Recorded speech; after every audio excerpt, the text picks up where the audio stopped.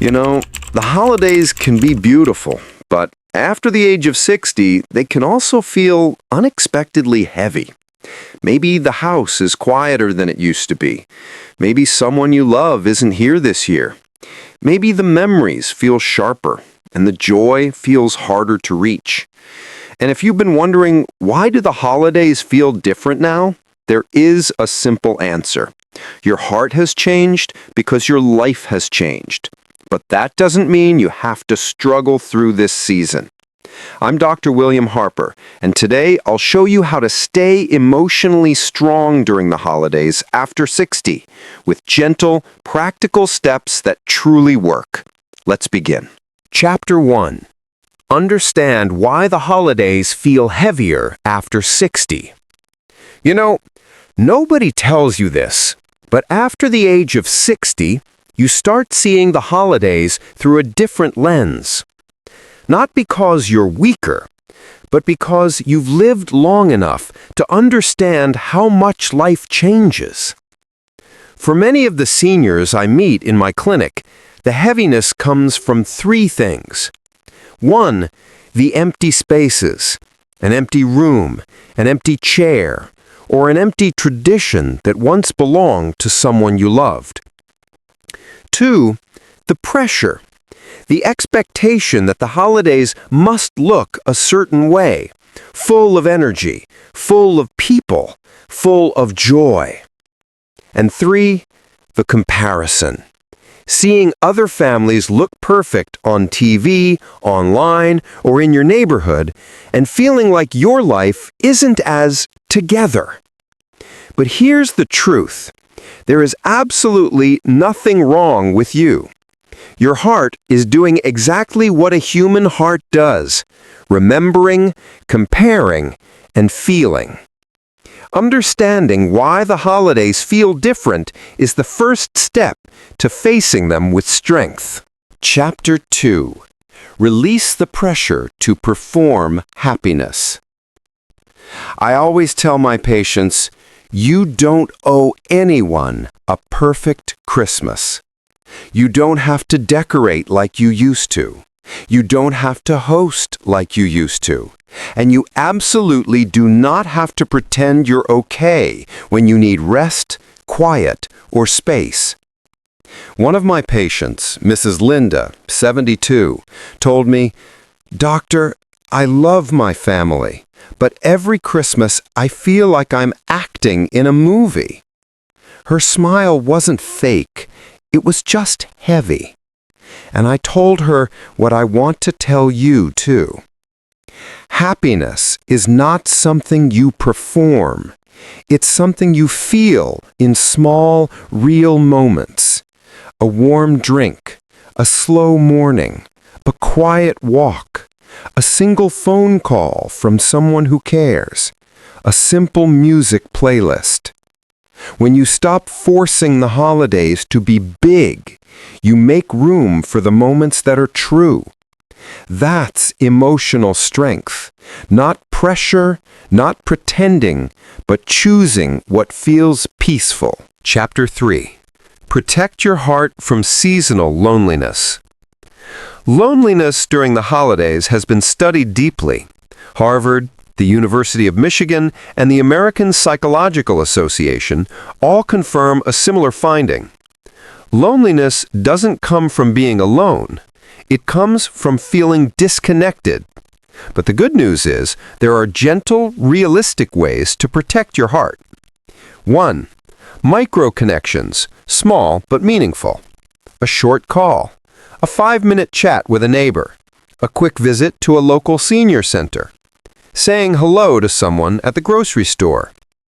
Tiny interactions have a powerful effect on the brain. They raise oxytocin and serotonin, which calm the nervous system. 2. Create one new tradition just for yourself. Something small, simple, and repeatable, like lighting a candle every morning, writing one sentence in a gratitude notebook, making a cup of peppermint tea at night, watching your favorite old movie on Christmas Eve. Your brain loves ritual. It gives structure, stability, and emotional grounding. 3. Stay warm, stay lit, stay connected.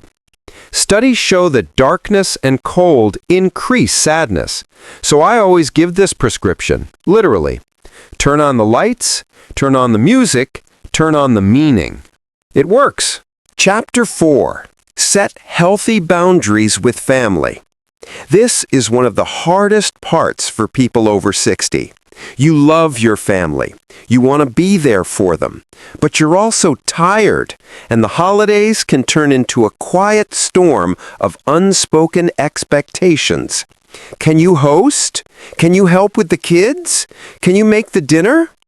Many seniors say yes, not because they want to, but because they feel guilty. But here's what strong emotional health looks like: kind boundaries, clear boundaries, and guilt-free boundaries. You're allowed to say, "I'll come, but only for a couple of hours. I love you, but I'm keeping my holidays simple this year. I can't host, but I'd love a quiet dinner together. I can't babysit all day, but I can help for 1 hour."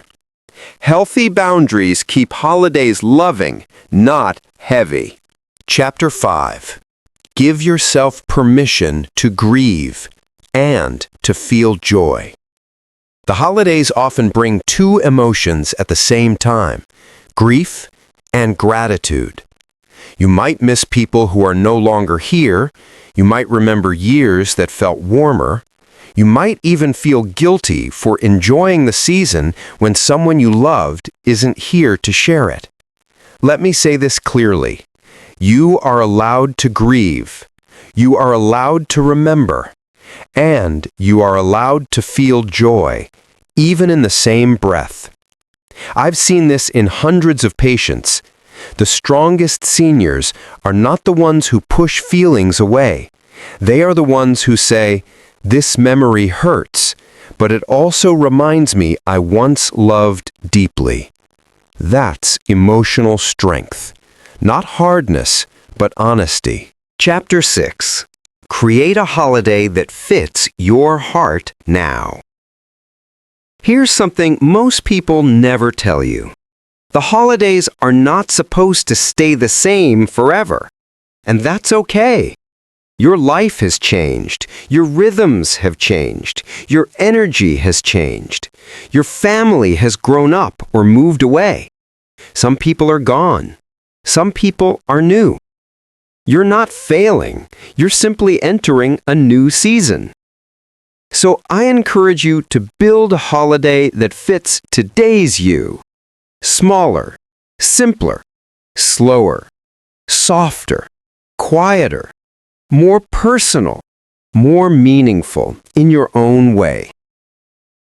Maybe that means a smaller dinner instead of a big one, a walk instead of a party, a movie night instead of hosting, a simple wreath instead of decorating the whole house, a holiday journal instead of big gatherings.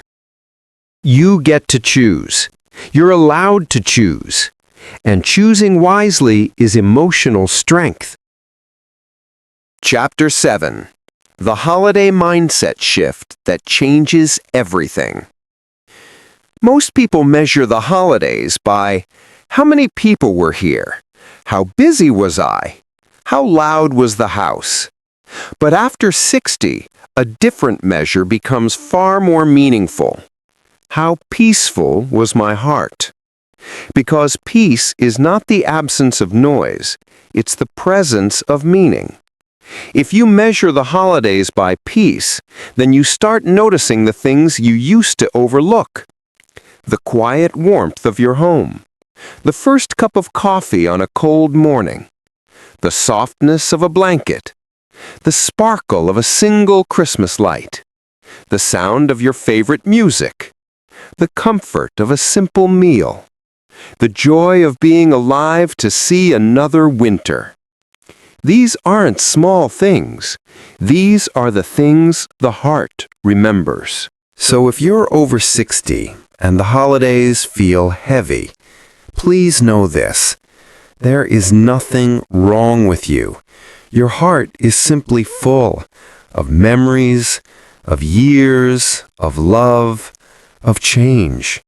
You do not have to pretend. You do not have to perform. You do not have to make the holidays perfect. You only have to make them yours. And if today's video helped your heart feel even a little lighter, I'd love for you to leave a comment. What is one small thing you're doing this holiday season to take care of yourself emotionally? Your story might comfort someone else who really needs it. And if you want more gentle, science-based videos for the beautiful years after 60, I'd be honored if you subscribe. You deserve a peaceful holiday. You deserve kindness, especially from yourself. And you deserve to feel strong inside your own heart. If you enjoy this video, then there's a good chance you will also like this one. Go ahead and watch it now. Thank you.